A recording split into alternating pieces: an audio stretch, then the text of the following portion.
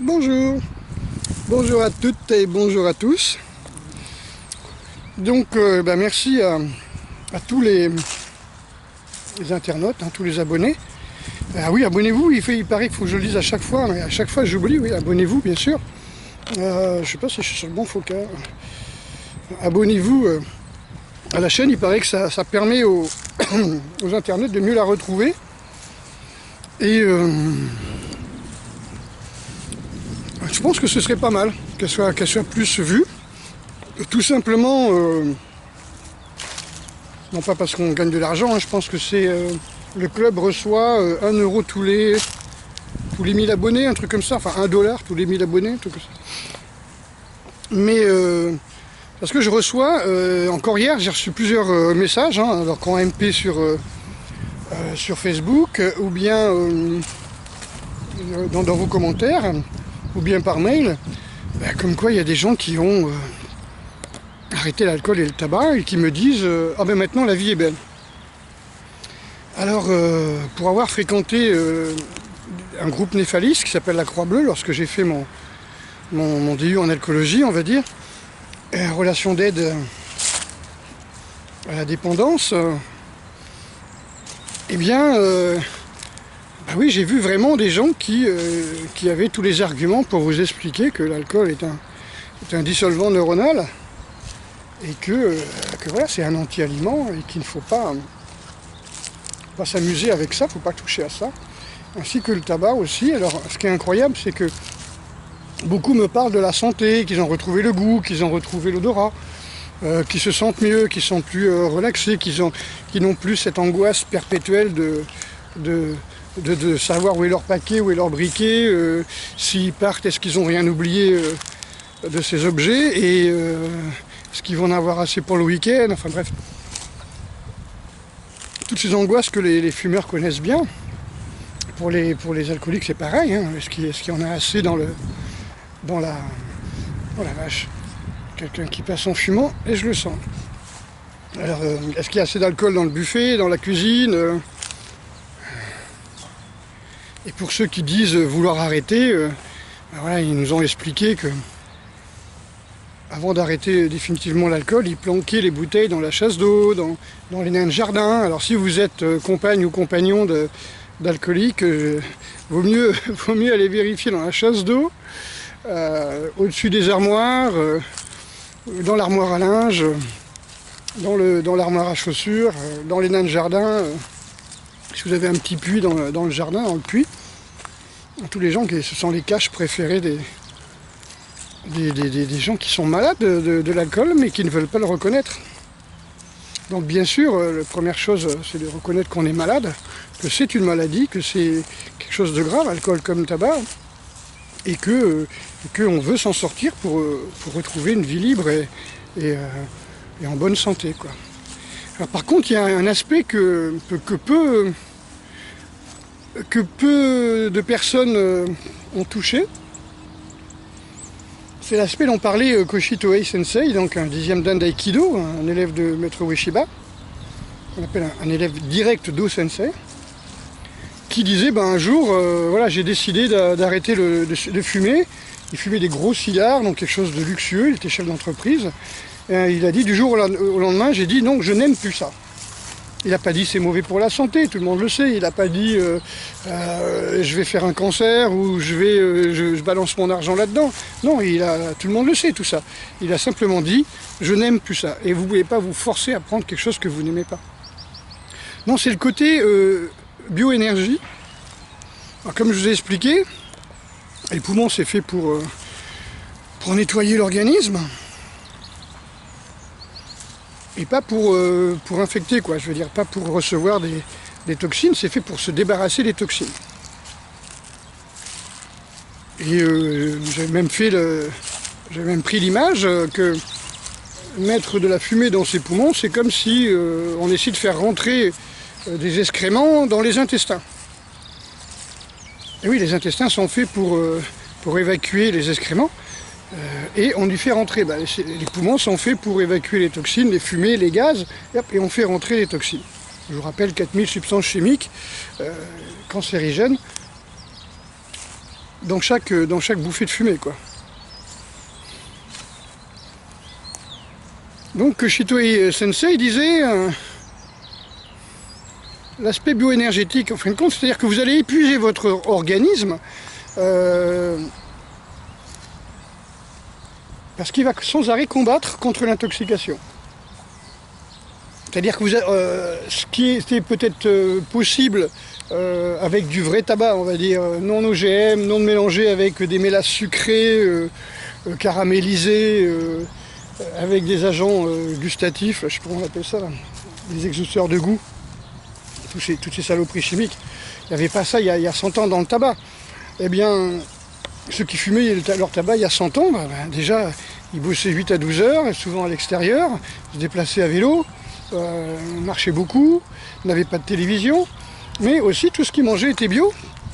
Donc ça leur permet aussi de balancer les toxines. Comme on dit, une pomme ou une orange avait 100, je sais pas moi, 300 fois plus de vitamines, et surtout de biodisponibilité, d'énergie biodisponible. Donc ça vous donnait de l'énergie, ça vous donnait de la force pour éliminer les toxines. Et puis les gars, fumaient pas 4 paquets par jour, quoi.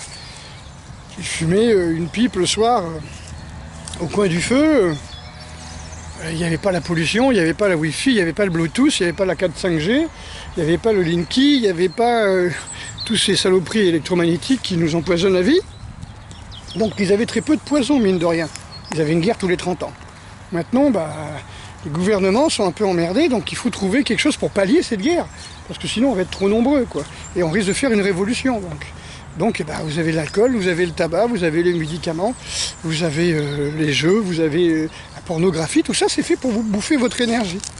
Alors qu'est-ce qui se passe quand vous n'avez plus d'énergie? Alors je vais vous donner un petit parallèle qu'on m'a reproché de faire, mais j'y peux rien, hein. Ce sont mes cours de physiologie en fac de sport, hein. C'est par exemple le piercing et les tatouages sont des agressions pour le corps. Alors on va vous parler d'encre, bio, enfin on n'en a rien à foutre, ça n'a rien à faire sur la peau. C'est une agression pour le corps, c'est traité comme un corps étranger, à moins qu'on vous prenne votre sang et qu'on en fasse de la teinture avec votre ADN et qu'on vous le fasse en tatouage, quoi. Faut arrêter de prendre les gens pour des cons. J'accuse personne, je fais pas la morale. Bon, vous êtes tatoué, vous avez des piercings, c'est votre truc, quoi. Les piercings, on peut les enlever, les tatouages, c'est encore autre chose. Mais je suis pas en train de vous dire, vous avez fait une erreur de jeunesse, vous faites ce que vous voulez. Je dis simplement un fait physiologique, quoi. C'est comme les faits historiques. On peut prendre la Bible comme un livre d'histoire ou d'archéologie, mais l'archéologie et l'histoire prouvent que c'est faux. Et bien c'est pareil, la physiologie montre que des moments que vous avez quelque chose dans le corps qui est exogène, enfin qui vient de l'extérieur, et ben en fin de compte, le corps passe son maximum de son énergie à balancer ça. Voilà, y compris la digestion, hein. On sait très bien, par exemple, quand vous faites cuire des aliments, et tout le monde fait cuire des aliments, eh bien vous êtes complètement KO après, et puis vous êtes KO et votre corps fait une espèce d'afflux maximum de globules blancs. C'est un nom, ça s'appelle la leucocytose, pour pouvoir lutter contre ça, parce que c'est une agression. Surtout si vous avez pris de la biloche cuite avec, je sais pas moi, du sucre, mélangé avec du pain, enfin, des gâteaux, enfin tous ces trucs-là qui ne poussent pas dans la nature, et votre corps est fait pour manger des choses qui poussent dans la nature, hein. Donc, des moments que vous faites cuire, évidemment, c'est une agression, que vous le vouliez ou non. Vous faites une leucocytose et vous êtes KO. Ceux qui ne me croient pas, je leur demande, et c'est ce qui se passe dans la cure de 5 jours pour ceux qui arrêtent de fumer, c'est de manger pendant 5 jours que des fruits et des légumes, crus, bio évidemment, hein. Ça ne va pas vous ruiner parce que vous allez arrêter d'acheter des conneries dans les supermarchés. Donc vous essayez de trouver dans des marchés bio, hein, voire dans des magasins bio, hein. Même si c'est pas bio à 100%, au moins ça sera quelque chose de mieux que de bouffer des biscuits, des bounties et de la bidoche. Vous mangez des légumes et des fruits, comme ça, en salade, en crudité, et vous allez avoir une super détox. Si vous avez une machine à jus, c'est encore mieux, vous allez absorber presque 100% des nutriments, parce qu'il n'y a pas de fibres qui vont ralentir, quoi. Donc c'est surtout l'énergie. Là, je parlais de biodisponibilité énergétique. Vous allez voir un petit peu cette énergie que vous allez avoir, quoi. Donc, évidemment, vous pouvez faire un psoriasis, vous pouvez faire, je sais pas moi, des boutons, vous pouvez faire des maux de tête parce que le corps va balancer des saloperies, alors que quand le corps commence à balancer des saloperies et que vous mangez du cuit, vous stoppez cette élimination, vous stoppez cette détox naturelle. Donc chaque fois que vous faites quelque chose de non naturel, on va dire, c'est une agression pour votre corps. Alors je ne vais pas citer toutes les choses non naturelles que l'on fait aujourd'hui, hein. Mais bon, voilà, donc vous avez l'habitude de prendre du fumer, de boire. Tout ça, c'est une agression et ça va faire baisser votre taux vibratoire. Et c'est ça dont parlait Koshi Tohei. Il disait, nous sommes tous naturellement sains, beaux, en pleine santé donc, et énergiques, beaucoup d'énergie. Et surtout, on a de la chance, c'est-à-dire on attire les bonnes choses. Sauf que y a quelque chose qu'on pourrait dire de diabolique, hein, c'est que dès qu'on commence à vouloir flinguer un peuple, il faut lui faire peur pour abaisser son taux de vibration. Il faut lui filer des drogues, donc des médicaments chimiques qui vont endormir, hein, tous les narcotiques, y compris la clope, hein, qui est un narcotique, l'alcool qui est un narcotique aussi, c'est-à-dire qui va vous endormir. Ça va endormir votre conscience, ça va baisser votre taux énergétique. Et vous allez le savoir, c'est comme si vous aviez une sorte d'aura énergétique autour de vous. Et chaque fois que vous prenez ces saloperies-là, ça diminue le champ de protection, hein, comme dans les films de science-fiction, là, sur les vaisseaux amiral là, qui ont un champ de protection. C'est pareil, votre barrière énergétique, vous la baissez à chaque fois que vous baissez votre taux vibratoire, à chaque fois que vous prenez quelque chose qui agresse votre organisme. Alors évidemment, c'est le commun des mortels, où le gars, il boit après un bon repas de bidoche cuite avec du jambon, du fromage, un bon gâteau bien sucré avec des fruits cuits. Elle a toujours étonné de faire cuire des fruits, enfin bref, des fruits cuits. Un fruit, c'est quelque chose qui donne la vie, une fois qu'il est cuit, c'est plus un fruit, quoi. Et puis, après, hop, un petit whisky, 2-3 cigarettes devant un film assis sur le canapé. Là, je veux dire, si quelqu'un veut faire de la magie noire sur vous, vous êtes au top, hein. Là, il n'y a pas de problème, hein. Votre taux vibratoire est baissé au maximum, hein. Voilà, donc c'est juste ça que je voulais dire. Et quand les gens me disent j'ai arrêté de boire, j'ai arrêté de fumer, la vie est belle. Et puis les gens qui fument pas et qui boivent pas et qui se mettent à prendre du cru, à manger beaucoup de cru, à faire des cures de détox ou des jeûnes, tout d'un coup c'est exactement la même chose. Ils sentent au moins les 10 premiers jours ce phénomène de détox, ce phénomène d'énergétisation. Et c'est vraiment extraordinaire pour eux. Voilà. Donc, quand on me dit j'ai arrêté de prendre tel ou tel poison et la vie est belle, voilà comment j'entends le discours. Tout simplement, Koshi Tohei disait on est naturellement sain, en bonne santé, beau, chanceux, ou alors c'est quelque chose qui ne va pas. Il avait toujours ce refrain, parce qu'il est décédé aujourd'hui, il avait toujours comment on peut dire, ce mantra qui disait toujours ou alors il y a quelque chose qui ne va pas. On est naturellement sain, beau, en bonne santé, ou alors il y a quelque chose qui ne va pas. Il y a quelque chose que l'on fait qui ne va pas. Il y a quelque chose que l'on fait qui n'est pas juste envers notre corps, notre vie, notre karma. Il y a quelque chose qui ne va pas. Alors j'ai discuté tout à l'heure avec une employée d'un magasin qui me disait oh là là, moi je suis le plus honnête possible parce que je crois au karma.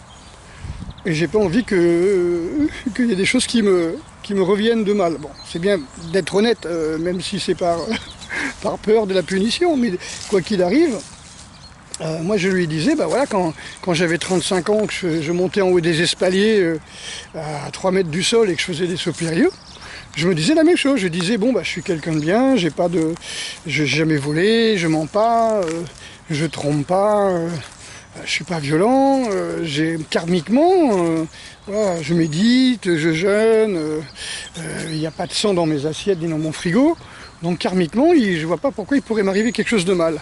Et hop, et je faisais mes sauts périlleux, en me disant le destin ne va pas me punir parce que je n'ai pas à être puni. Et voilà comment ça se passait, et j'ai jamais eu de problème. Voilà, donc quand on est naturellement plein d'énergie, on est protégé. Voilà, c'est ça, surtout ça. Et j'ai vu des scènes de glauques où des gens venaient essayer de faire baisser votre énergie. Hein. J'ai eu des témoignages comme ça de personnes. Alors évidemment, c'est des personnes qui font partie de certains réseaux qu'on connaît tous et qui font de la magie noire et qui essayent de vous influencer, qui essayent de vous prendre votre énergie pour vous manipuler, pour vous prendre votre argent. Voilà.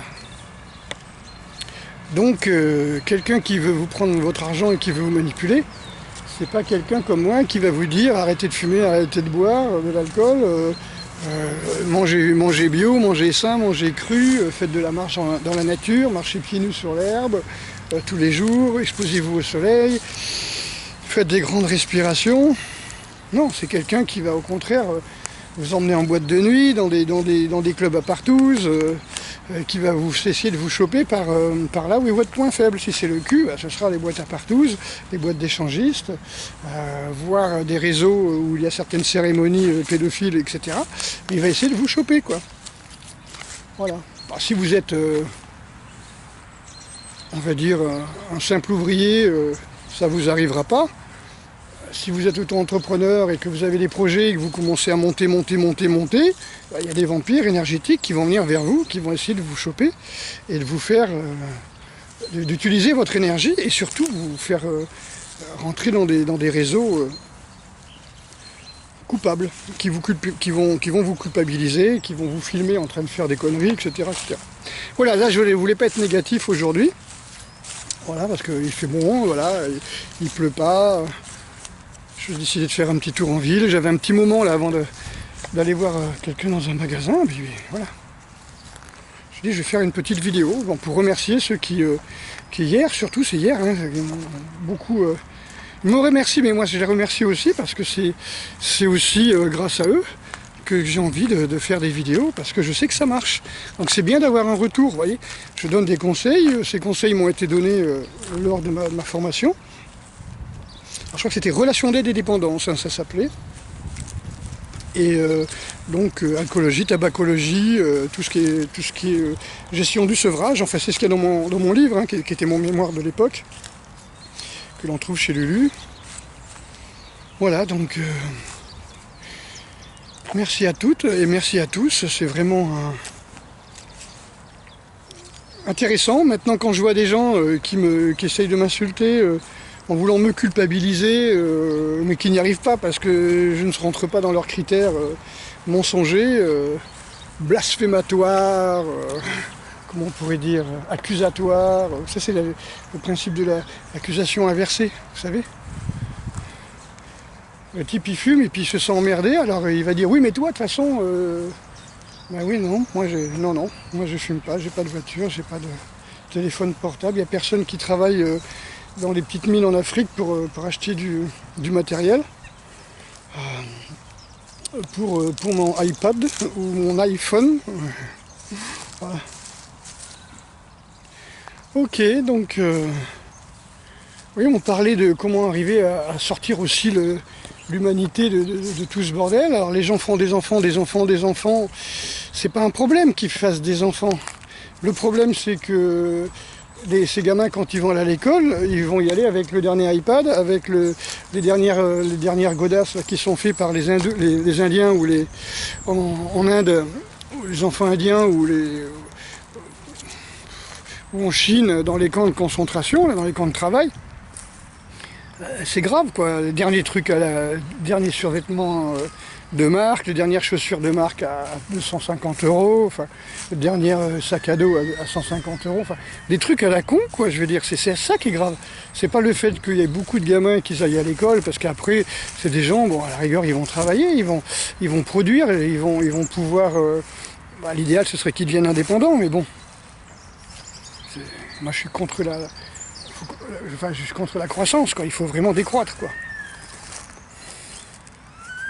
Donc le problème c'est que les gens veulent que leur gamin ait le dernier téléphone portable, le dernier gadget. C'est ça le problème. On achète l'amour des gamins, Et puis la pub est là, hein. La pub est là pour culpabiliser les parents, pour donner envie aux gamins d'avoir toujours plus, toujours plus. Voilà.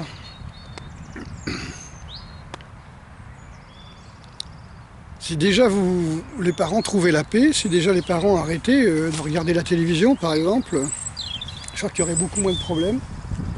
Maintenant, encore une fois, la télévision fait partie de ce médium de peur, comme peut être la radio, comme peut être Internet. Faut savoir que 90% des infos officielles sont des fake news, quoi. C'est-à-dire que, comme disait l'autre, si on regardait la télévision et les journaux pour être informé, ça n'a aucun sens, quoi. Je veux dire,